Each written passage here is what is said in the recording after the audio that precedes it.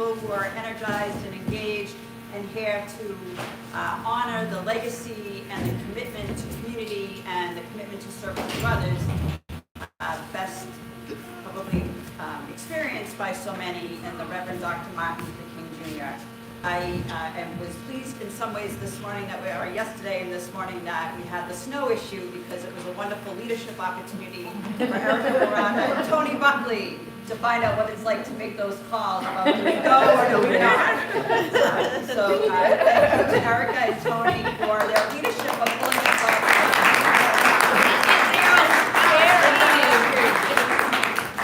We've also had to deal with this. We have a number of partners in the room that I want to give a quick shout out to. We have John Bissell from Greylock, Federal Credit Union. We're really happy to have here from Berkshire United Way, and they're going to provide a wonderful opportunity for people to go and look at other ways you can contribute and commit all year long and not just on this one day. Mike is here from Habitat, even though we will not be able to get to the site of Habitat today.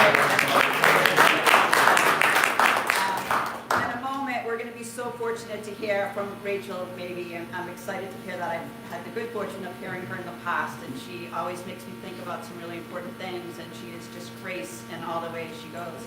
I don't know if you have, I don't stay up late enough to watch it, but Saturday Night Live has had a comedian performing as George Washington, and if you haven't seen it, they're very entertaining. There's two of them, and they foreshadow what will become. You know, we're back here before we are a nation, what will become hundreds of years from now.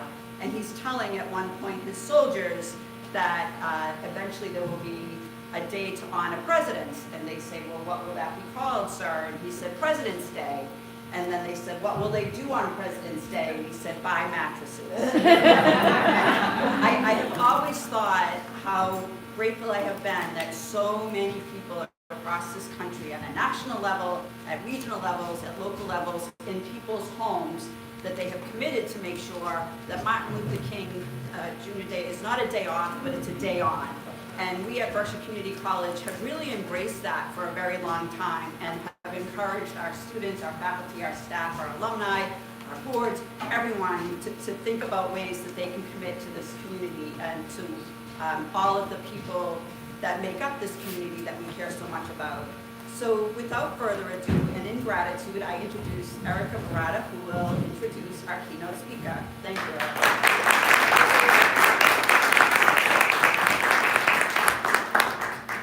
Thank you, President Kennedy, and thank you, everyone. My name is Erica Barada, and I do the College's Student Diversity Programs and Belonging. Today would not be possible without the help of my amazing colleagues, Daryl Shreve, Tony Buckley, without the generosity of Pastor Dale, and without all of you who showed up today despite the cold and snow. Thank you. And also, so today we're here to honor an American hero whose message was one of love, service, and community. Dr. King believed that true social change required people to actively participate in improving their communities, and with the support of our community partners that we'll be volunteering with this afternoon, we intend to do just that. Dr. King had a vision to transform hearts and minds through collective action and service. He believed that being of service to others through actions of kindness is our moral duty, and I agree with him. So it's truly incredible to see so many of you here with us today, but I just want to note that King's legacy is not limited to just volunteering on this one day, right? It's about embedding the values of selfless service, community building, and justice into the everyday fabric of our lives. So thank you for showing up today. But I also want to invite you to consider how you will continue to be of service tomorrow and the next day. So if you're not sure where to start, you can stop at Hopley, right down the road, and you can go there between 11 and 3 and visit their volunteer fair where you can meet with local organizations that are tabling and sharing information on how you can support and get involved with their work. So, Also food. yeah, we're going to talk about that later. But now I want to introduce Rachel Melendez Mabee, first ever Vice President of DEI Culture and Brand at Greylock Federal Credit Union. Rachel's goal at Greylock is to foster a culture that leads with equity through strategic initiatives across the organization aimed at creating systemic change. Rachel has been working in DEI programming for more than 15 years. She is someone who considers herself a forever student and is eager to stay ahead of DEI strategies to help make meaningful and impactful social change for organizations. Rachel's hunger for knowledge and determination to turn information into action has contributed to her success at the PGA of America, leading the overall strategy and execution of their workforce diversification programs. Thanks so much. For all the young folks in the room, please listen up, because Rachel is also especially passionate about making a difference in the lives of young professionals who became involved. The Berkshires is lucky to have her, as she serves on several boards for Berkshire Museum, Berkshire United Way, the Leslie Freeman Center, and the National Board for Women in Golf. Rachel, thank you so much for being here today, and please take it away.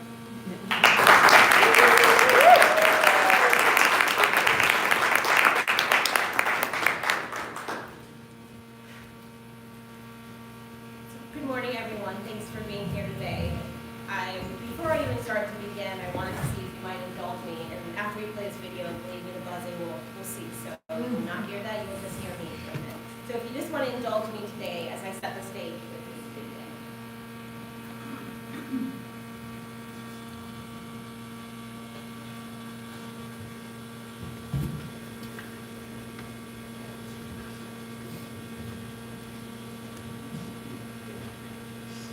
Of course, technology doesn't want to learn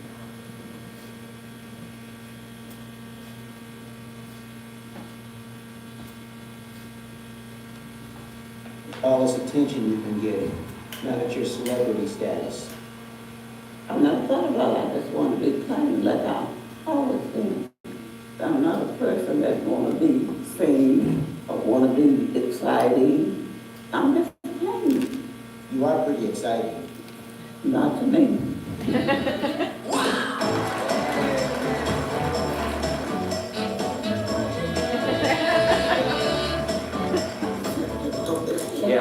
Yeah, September 3rd. I will be 102. Isn't that wonderful? That's amazing. Mainly, she's an extremely positive human being. She is the Queen Mother. She's love, she's acceptance. She is so generous with herself, with people. Everybody should be a Mamie Kirkland. Ladies and gentlemen, please join me in honoring Miss Mamie Lang Kirkland. My name is Greylock, and I'm not ashamed to be a man. Amen. What she went through, the years that she was born, she went through the hardship. She's like a living history book.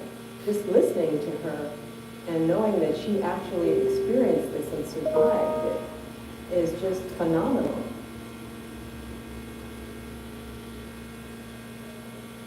This was in Mississippi. My dad went to work that night. He came home. He said, Rochelle, I have to leave now. So you get ready and get the children ready, and you leave in the morning. That we're going to lunch my father.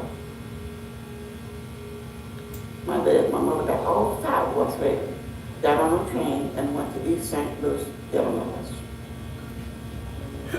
Then the race ride started. The race ride was so bad, they had to bring in the National Guard. This was the Ku Klux Klan now. If they came and blacks lived there, they would bring the house down.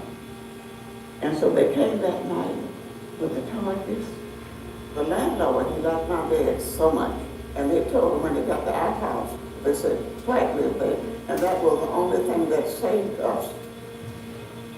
Until after that, then we moved to Bronx, Ohio. And we were the only black on that street. The Ku Klux Klan didn't want us there. They came, they went across, but they didn't get a house. The Lord didn't let it happen. The story not only involves my grandfather, but the gentleman whom he left with, whose name was John Hartfield. He was a dear friend of my dad's. They accused him of molesting a white lady. My father told him not to go back, but he didn't listen. And then he met a horrible fate. 10,000 people showed up to witness the spectacle. The crowd randomly shot bullets into his hanging body. Many families had to vacate from the South. And many was lynched Let's talk about something else. I thought I would never go back to Mississippi. I didn't want to even see it on a map. But see, I think things change. I received a link to a report by the Equal Justice Commission. There before my eyes was this front page article that said, John Hartfield to be lynched today by Ellisville Mob. And I said, is this the man we've been talking about all these years? At that point, I knew that we had to go back down to Mississippi. After 100 years, it was meant for me to go back. So we're going to get out of the car here. This is the place that it happened.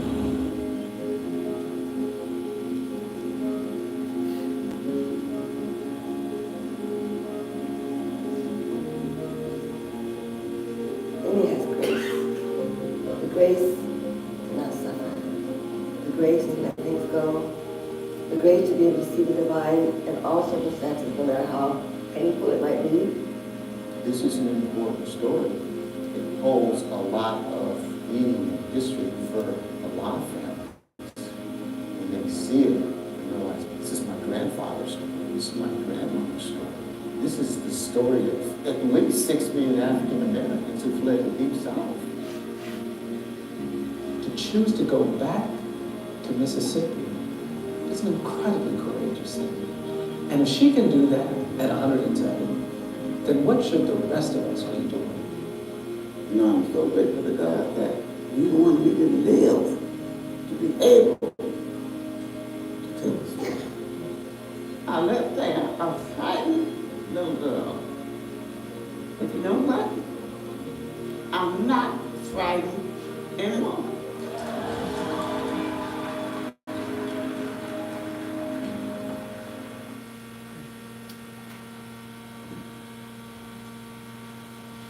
It is a privilege to be in front of you as we come together in community to serve our community. But here's the thing. I'm a proud descendant of Mabee Kirkland. She's my great-grandmother. Because as has been said to you today is not a day off, but a day on. So thank you again for being here. I know it's cold out, but we really appreciate you coming out to this Keynote service. It took her 100 years to tell her story. Her story is my story and our story.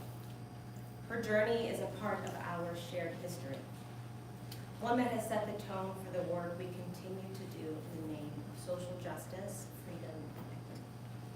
Now, one of the things I always take from that video, no matter how many times I see it, and I even got choked up there, is when she says, I left Mississippi a scared little girl, but I'm not scared anymore.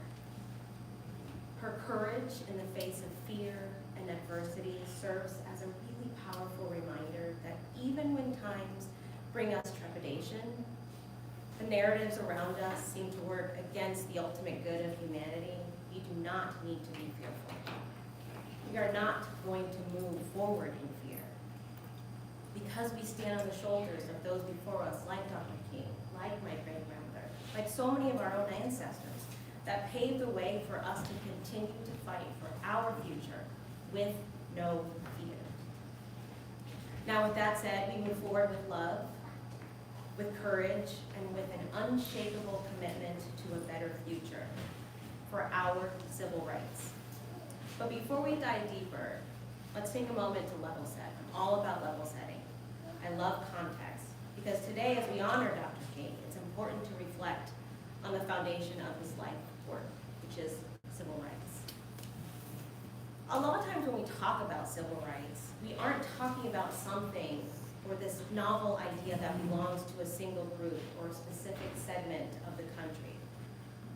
Civil rights belongs to us all. It's for you, for me, for everyone. Civil rights played a critical role in the trajectory of my great-grandmother's story, and they became the foundation for Dr. King's work. Civil rights at its core became a movement and was rooted in equality and human rights for all people. Civil rights was about ensuring that every person, regardless of race, gender, or background, was protected from discrimination and had access to equal opportunities. Again, it became a movement for a reason. I mean, think about what civil rights represents. The right to vote, the right to a fair trial, the right to government services, the right to public education, the right to gainful employment, the right of housing, the right of use of public facilities, freedom of religion. Ladies and gentlemen, these rights are not luxuries or privileges. They're the backbone of our democracy. They're the promise that each of us has a fair chance to live, thrive, and contribute to society. Dr. King understood this deeply. He was not just a key figure in the civil rights movement. He was instrumental in advancing the promises of civil rights. His leadership was critical in the passage of the 1964 Civil Rights Act, which outlawed discrimination based on race, color, religion, sex, or national origin. That's the what of today. Understanding the rights we have, the rights that are fundamental to our democracy. But we also want to understand the why. Why does this matter so much? Why do we have this day of service, especially today? The answer is simple. Because these rights, though fundamental, are not guaranteed. They are being attacked, they're being challenged, and they're being undermined. And we continue to fight for them. The fight for civil rights is not just history, it's happening right now. And that fight for equality, for justice, and for democracy is why we are here today. So thank you again. We've heard Dr. King's words before, and it's probably more mission critical now more than ever. Injustice anywhere is a threat to justice everywhere. So today, we recommit ourselves to protecting these rights, not just for ourselves, but for future generations. So now with this context in mind, let's reflect on the journey that has brought us here today. Let's reflect on the stories, the sacrifices, and the courage of those who came before us. And let's explore how we carry that forward, carry those stories forward. Today, as we honor Dr. King, we celebrate his dream, yes, but we also recommit to his work. And as we do so, I want to reflect on just a few key ideas. The power of our stories, the importance of showing up, and how leadership is rooted in compassion and inspiration, and how that can change the world where we can all thrive. But showing up isn't always easy. Sometimes it can feel insignificant. Sometimes it can feel like you're failing. But let me share a personal story that taught me just how much showing up can matter. Now, I've played golf my whole life. I know that doesn't really fit the pattern. Have you ever seen that game as a child, like one thing doesn't belong here? That's me on a golf course. But my mother often kids that I think I came out of the womb. Thanks, Mom. Of course, it had to be the one person. My mother. Okay, it was meant to be. It disrupted the nerves that I have up here. So it was all strategic. But as I said, I've played golf my whole life, and I think she often kids that I came out of the womb with the golf club in my hand. But when I was very young, I played in a golf tournament at a private club in Georgia. Now at the time, I will say I didn't really realize the privilege of the space I was in playing this sport. I was playing golf. I was an athlete. I was focused on the task at hand, which was playing well, winning. That was all that mattered to me that day. But like it often happens to anyone that has played sports before, sometimes it doesn't always go our way. And it definitely did not go my way that day. I played probably one of the worst rounds of my life at the time. Not to sound dramatic. And I was upset. I was visibly upset. It showed. But I remember walking to the parking lot with my parents. My head down, I was feeling really defeated. And as I was walking, two men approached me. They were groundskeepers. They were two black men who worked on the golf course. One of them stopped me and said, "Thank you." I was a little confused at the time. Like, thank you for what? I just played one of the worst rounds of my life. I just couldn't imagine why anyone would want to come up to me and thank me for it. One of the gentlemen smiled and said, "We really just wanted to thank you because it was so great to see you out here. Because we're not even allowed to play on this golf course. But watching you here today, it just means a lot." The moment did stop me in my tracks at the time. You know, I was young and I knew it meant something, but as I got older, it has stopped me in my tracks even more. Because up until that moment, again, I'd been focused on my performance, on whether I played well or played poorly. I hadn't even considered the bigger picture, that what my presence meant to someone else. What stayed with me wasn't so much their gratitude, it was their pride. They saw themselves in me, and me being there gave them a sense of belonging in a space that hadn't even created room for them yet. That day taught me an important lesson, that showing up matters. Even when you feel like you're not enough, even when you feel like you're failing, your presence can inspire someone else in ways that you may not even realize. Dr. King understood this. He showed up, even when the odds were stacked completely against him. He reminded us that progress is made not in leaps and bounds, but in steady, intentional, deliberate steps. And sometimes just being present is one of the most powerful steps that each of you can take. So as we stand here today, reflecting on the legacy of Dr. King, we recognize the power of this collective humanity, our shared future, and the strength derived from our individual stories. Now, to those that know me, I am a natural storyteller. And for the ones that knows my mother, you know why I'm a natural storyteller. I love listening to stories, and I love telling them. So as I was sitting, you know, when Erica approached me about this, and I was sitting thinking about what I wanted to speak to, I automatically thought about stories. Why stories? Because stories can help us relate, they can help us learn, and help us connect on a shared purpose and a shared vision for our future. Think about the stories of the Civil Rights Movement. Of course, yes, there were leaders like Dr. King, James Baldwin, who spoke on grand stages, but they were also everyday people, mothers and teachers and neighbors who stood in their own truth and told their own stories.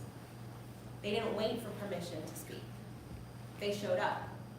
They told the truth, and that truth became a foundation for change.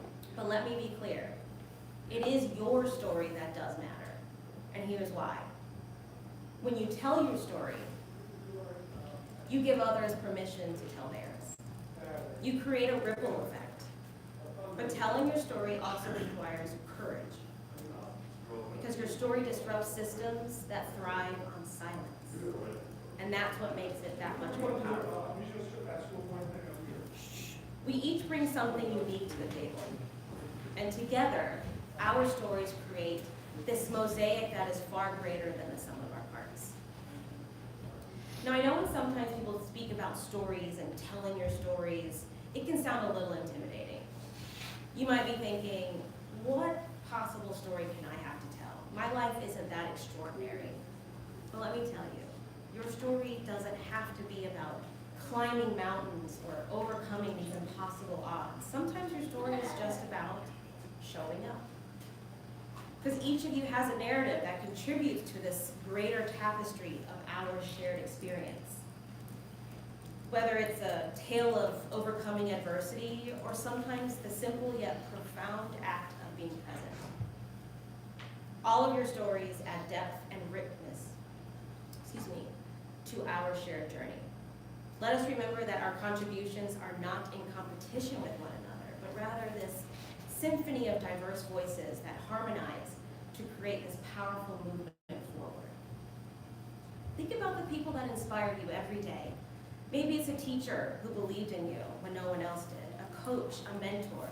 Maybe it's a neighbor who always showed up with a helping hand. I think about the wildfires, our nation showing up to help our country. But these sometimes aren't always grand gestures, but they're all deeply meaningful. Your story matters because it's a part of the larger story, And when we share our stories, we weave a tapestry that represents the best of our collective humanity. But here's the catch. You have to own your story. But here's the thing about owning your story. It requires focus. Focus on the task at hand and not what's in the rearview mirror. Now I have to confess, I'm guilty sometimes of looking at others, people's stories, whatever people are doing. I'm human, we're human. But what's the saying, comparison is a thief of joy. I say, wow, I should be doing so much more. But here's what happens when we focus too much on what others are doing. We run the risk of stumbling. It's like running in a race. While looking at the other person in the next lane, you might lose your balance. And before you know it, you're off track. So when we fixate on others' journeys, instead of focusing on our own, we lose sight of our shared purpose, which is showing up for our communities. By staying in our lane and being intentional about our contributions, now we create an environment that builds community rather than tear it down. So in that spirit of storytelling, I'm going to share another story. One that might feel familiar, especially in these uncertain times. So bear with me. We're going to imagine a home, not just any home, but one built by many hands, one built by many hands across many generations. Its foundation is strong, but its walls have weathered many storms, storms of injustice, of division, of oppression, of inequality. Sometimes the roof feels like it's going to cave in. Sometimes it feels like the doors are locked to those who need shelter most. And yet somehow this home stands. This home is America. A place where the threads of many of our stories, stories of triumph, of struggle, of resilience, and of hope, are all woven together. It is a home built on a promise of freedom and justice, but one that requires constant care and attention to remain standing. Generations before us understood this. Dr. King understood this. They faced challenges that seemed insurmountable. Segregation, violence, oppression, yet they stood firm, guided by a belief in the power of nonviolence and the unyielding faith that change was possible. They didn't just see cracks in the walls and give up. They saw the potential to rebuild, to strengthen, to make this home a place for all, a future for all. So their stories are our stories. Their perseverance is the blueprint for our mission. So we do stand on their shoulders, and because of their sacrifices, we're better equipped to face the challenges of our time. Now, every year on this day, there's a theme that's attached to this day of service. The theme this year is Mission Possible, protecting freedom, justice, and democracy in the spirit of nonviolence 365. This reminds us that the work of building a more just and equitable society is not easy. It is often daunting, and in times of uncertainty, it can feel as though the challenges before us are far too great. But as Dr. King once said, we must accept finite disappointment to never lose infinite hope. His vision of a world defined by justice and equality remains our guiding star. It is our duty today and every day to carry forward his dream by showing up, sharing our stories, and nurturing our communities. But how do we learn from the legacy of those before us? How do we move forward and keep this mission, possible? First, we must confront our history. We must confront it with honesty and humility. Now, the fabric of America is really rich and complex. We have to acknowledge that it's also checkered with injustices. We cannot protect freedom, justice, and democracy without understanding the cost at which they came and the work that is still left to do. Second, we must act. Dr. King reminded us that faith is taking the first step even when you don't see the whole staircase. The work of service, advocacy, and community building may feel small in the face of these enormous challenges around us, but it's through these small intentional acts that change really begins, systemic change begins. Every meal that is served, every voice that is raised, every injustice challenge moves us closer to the dream. And finally, we must hold fast to hope. In times of division and uncertainty, hope can feel like a fragile thing, but it's also one of the most powerful. It is a force that has carried generations through struggle, and it is a light that guides us towards unity and peace. I often, and in my everyday life, like to go back to basics. Sometimes that's what works well. Sometimes a route of oversimplification beats complication. So in that vein, I want to take inspiration of those lessons that we learned back in kindergarten.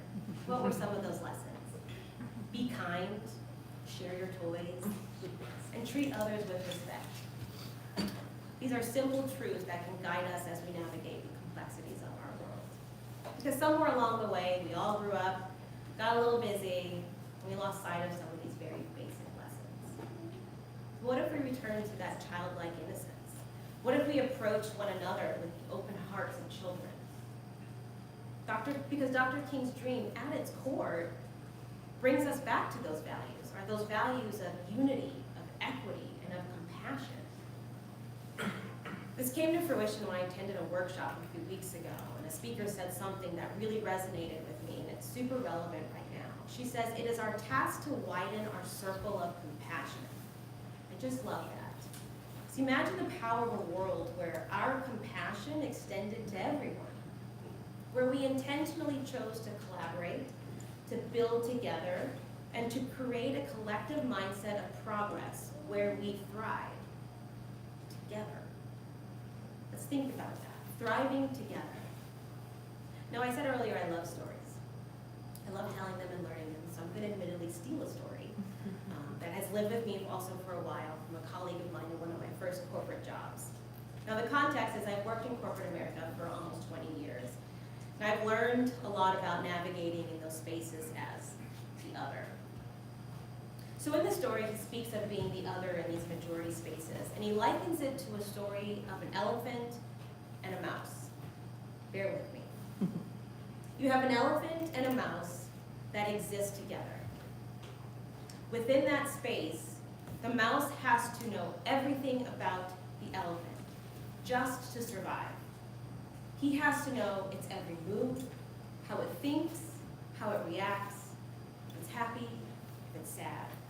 Just to survive, the mouse essentially has to know more about the elephant than it does its own self. But the elephant can move in that real estate with a level of freedom and be blissfully unaware that the mouse even exists. But if that mouse makes one bad move, guess what? It's over.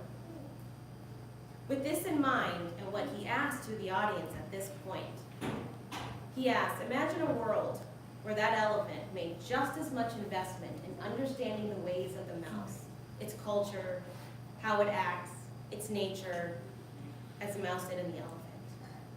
Suddenly the dynamic changes. Now instead of just having one entity surviving and just one entity thriving, now both can thrive. So as I pondered this story, I couldn't help but think, how many of us are the mouse? Anxiously tiptoeing around in a world built for elephants. And how many of us are the elephant? Blissfully unaware that there's a mouse trying to avoid getting squished by our every move. This story isn't just about abstract equity. It actually was kind of personal for me as I thought about this, and I bet it's more personal to you than you even might realize. So as I mentioned before, I've worked in corporate America for almost 20 years. And as a Black woman navigating corporate America, I'm almost always the mouse.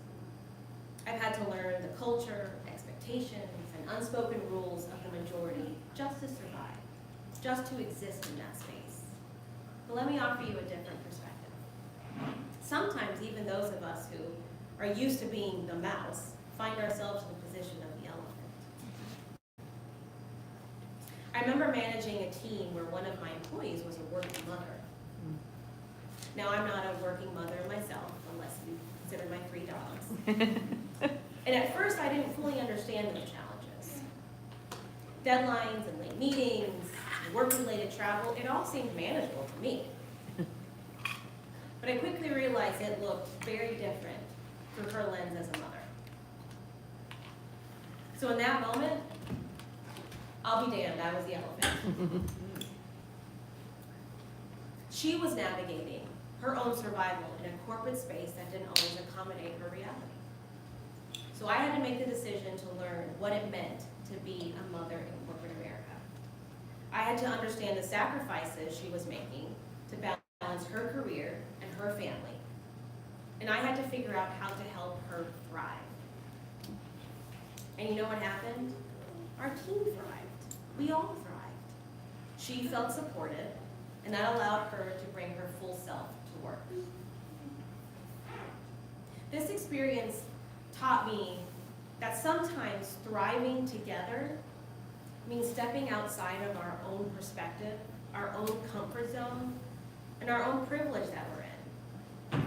Now, I intentionally use that word privilege as well. I think privilege gets misunderstood. It gets lumped into just white privilege. But privilege does come in many forms. And I had to recognize that at that moment, I was in a space of privilege, of being in a space that was not built for mothers and her experience. So it means recognizing that when we're the elephant, acknowledging the privilege and power we hold in certain situations, and choosing to use that power to create spaces for others to thrive. The work of equity and inclusion is about these everyday decisions. It's about asking, what can I do to make the space I'm in better for someone else? Because when we make that effort, when we invest in understanding each other's perspectives, we all benefit. Because success is not a zero-sum game. The work we do to bring equity to communities is not a zero-sum game. By working towards equity and understanding, we create an environment where everyone can succeed. Because it's our individual stories and our experiences that are opportunities for growth, learning, and unity. Because together we can overcome challenges and build a future where every person has the chance to thrive. Now, these stories I've shared so far do serve as a metaphor for equity and inclusion and collective success. And I know the words of equity and diversity and inclusion are becoming politicized and often are bad words. But the work we do to lift up others doesn't diminish our own light. In fact, it makes it shine that much brighter. Dr. King's leadership was rooted in his ability to inspire. He didn't just motivate people to march. He inspired them to believe in a vision of justice, to see beyond their immediate circumstances, and to take action. And leadership does not require a title or a platform, because leadership is truly about how you show up, how you treat people, and how you create spaces for others to thrive. So as we close, I want to bring us back to the mission that brought us here today. Protecting freedom, justice, and democracy in the spirit of nonviolence. We're going to recommit to widening our circle of compassion. This mission is possible, not because it's easy, but because it's necessary, and because of people like you showing up. So as you leave here today, I ask you to do 3 things. 1, own your story. Share it, celebrate it, and trust that it has the power to inspire others. 2, show up, even when it's hard, even when it feels like no one is watching. Your presence matters. 3, lead with love. Whether you're a volunteer, a parent, a student, or a community leader, choose to lead with compassion and kindness. Dr. King asks us, life's most persistent and urgent question, what are you doing for others? Today, you all have answered that question. Tomorrow, let's answer it again, and the day after that. Because as he continues, the arc of the moral universe is long, but it bends towards justice. This resonates now as much as it did when he spoke those words on the state capitol of Montgomery, Alabama, probably more. So the King Center put out a quote that I want to read today.